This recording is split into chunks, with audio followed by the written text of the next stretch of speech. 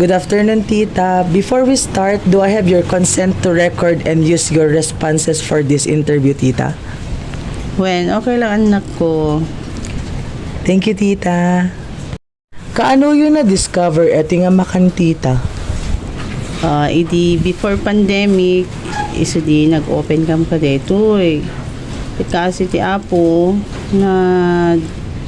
nasurutan mo ti tao nga imay, ta naramanan damot.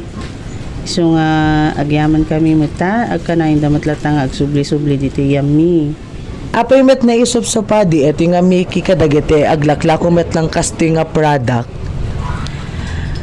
Amin mo nga pagmikyan, same ingredients, ngem no datumahan kami agpapada ti procedure, ti pinagluto.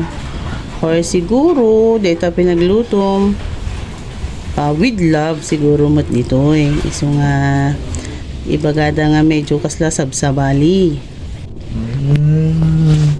Muudi adamag, Tita, kat anama ko nam eti nga miki yu, Tita.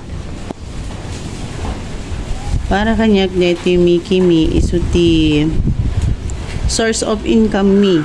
Number 1 nga source of income mi. Isot pangalala mi ti pagbalong na kita ubing mi. Tapnon ti kasta mapagbasa mi mag-ida. Ken ti pinaglako ti Miki ket anus ken disiplina ti puunan. Ken masapol nga napakumbaba ka tapnon ti kasta di kita customer mo agsublilat takin ka.